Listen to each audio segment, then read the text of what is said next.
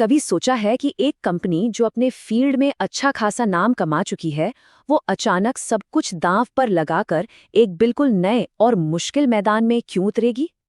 आज हम बात करने वाले हैं केन्स टेक्नोलॉजी की और उनकी इसी चौंकाने वाली कहानी की, जो भारत के टेक वर्ल्ड में एक बहुत बड़ा धमाका करने की तैयारी में है। तो यहाँ सबसे बड़ा सवाल यही उठता है, एक कंपनी जो सालों से सर्किट बोर्ड बनाने में माहिर है, वो अचानक $1 बिलियन के सेमीकंडक्टर बिजनेस का सपना कैसे देख सकती है? ये कोई छोटा मोटा बदलाव नहीं है, ये एक बहुत बहुत बड़ी छलांग है। चलिए इस दिलचस्प सफर की परतों को एक एक करके खोलते हैं। तो सबसे पहले ये समझते हैं कि केन्स आखिर करने क्या जा रहा है। ये कोई छोटा मोटा अपग्रेड नहीं है, ये एक ऐसी हिम्मत वाली चाल है जो इंडिया के टेक्नोलॉजी मैप को हमेशा के लिए बदल सकती है। कंपनी का विजन एकदम क्रिस्टल क्लियर है। वो अब सिर्फ दूसरों के बनाए चिप्स को जोड़ने का काम नहीं करना चाहते। नहीं, अब वो खुद चिप बनाने के एक बहुत ही जरूरी हिस्से, जिसे सेमीकंडक्टर पैकेजिंग कहते हैं, उसमें मास्टर बनना चाहते हैं। आसान भाषा में कहें तो वो अब सिर्फ मैकेनिक नहीं, बल्कि उस गाड़ी के इंजीनियर बनना चाहते हैं। लेकिन अब आप सोच रहे होंगे कि भाई, इतना बड़ा दांव लगाने का ये कॉन्फिडेंस आखिर आता कहाँ से है? क्योंकि ऐसा करने के लिए एक बहुत मजबूत बुनियाद चाहिए होती है। तो चलिए देखते हैं कि केन्स की वो नींव आखिर है क्या। केन्स का जो मेन बिजनेस मॉडल है, उसे वो कहते हैं कॉन्सेप्ट से कंप्लीशन।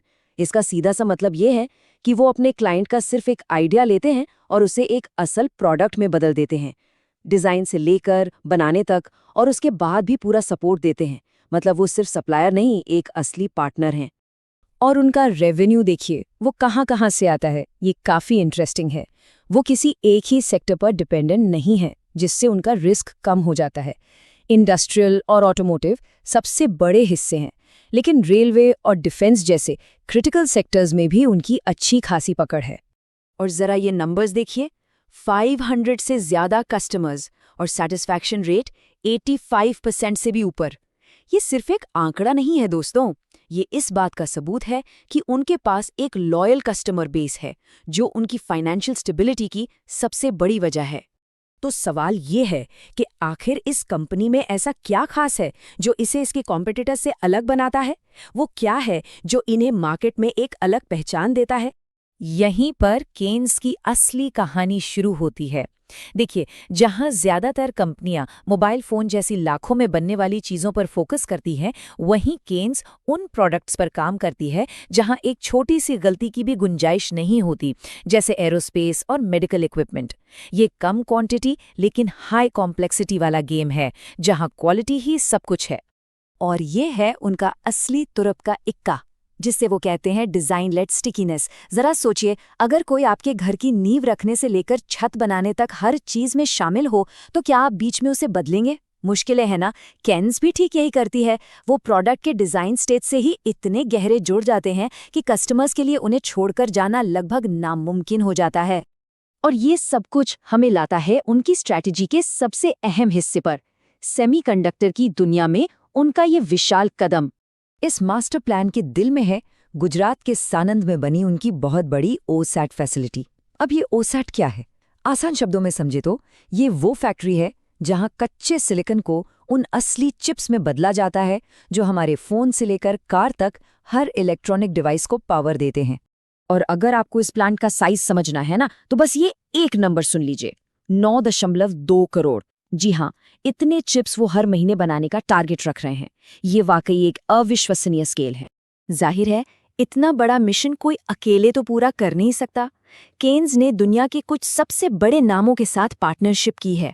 जापान की मित्सुई कच्चा माल सप्लाई कर रही है, एओआई इलेक्ट्रॉनिक्स अपनी लेटेस्ट टेक्नोलॉजी दे रही है, और इन्फिनियन जैसी ग्लोबल कंपनी के साथ भी उनका कोलैबोरेशन है। तो ये सब किया क्यों जा रहा है?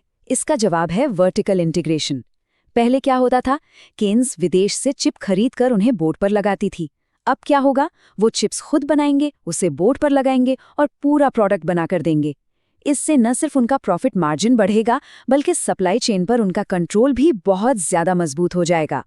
तो सब कुछ बहुत बढ़िया लग रहा है ना? लेकिन हर बड़ी कहानी में कुछ ट्विस्ट भी तो होते हैं। चलिए अब देखते हैं कि इस बड़े प्लान के लिए फ्यूचर में क्या है, ग्रोथ के मौके क्या हैं और सामने कौन से बड़े रिस्क खड़े हैं? ग्रोथ के लिए तो कई पॉजिटिव साइन है। सानंद प्लांट जल्द ही फुल कैपेसिटी में काम शुरू कर देगा। चेन्नई में एक नई फैसिलिटी खुल रही है। और तो और इंडियन रेलवे के कवच सिस्टम और बढ़ते डिफेंस बजट से भी उन्हें बहुत बड़ा बूस्ट मिलने की उम्मीद है। और सिर्फ इतना ही नहीं, दुनिया के ट्रेंड्स भी उनके फेवर में हैं। China+1 स्ट्रैटेजी की वजह से दुनिया भर की कंपनियां अब इंडिया को एक मैन्युफैक्चरिंग हब के तौर पर देख रही हैं। साथ ही भारत सरकार भी सेमीकंडक्टर बनाने वाली कंपनियों को जमकर सपोर्ट और सब्सिडी दे रही है। लेकिन जैसा कहते हैं ना, हर बड़ी छलांग के साथ गिरने का खतरा भी होता है। केन्स के लिए सबसे बड़ी चुनौतियां दो हैं। पहला, इस बड़े एक्सपेंशन के लिए जरूरी पैसों का मैनेजमेंट, और दूसरा ग्लोबल सप्लाई चेन, जो कभी भी ऊपर नीचे हो सकती है। इस खेल में फाइनेंशियल डिसिप्लिन ही जीत की चाबी होगी। तो आखिर में ये हमें एक बहुत बड़े सवाल पर लाकर छोड़ देता है।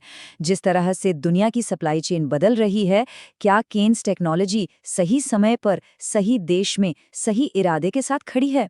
क्या ये भारत की अगली बड़ी टेक कहानी बन सकती है?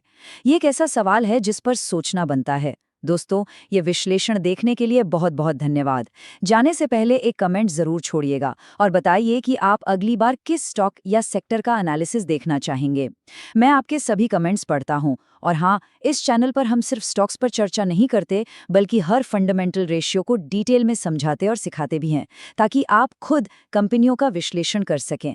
तो ऐसी ही गहरी लर्निंग और बाजार की जानकारी के लिए अभी चैनल को सब्सक्राइब करें और बेल आइकन दबाना ना भूलें। देखने के लिए धन्यवाद। जल्द ही मिलते हैं। Disclaimer. Educational content only. Not SEBI registered. This is not a buy/sell recommendation. Invest at your own risk.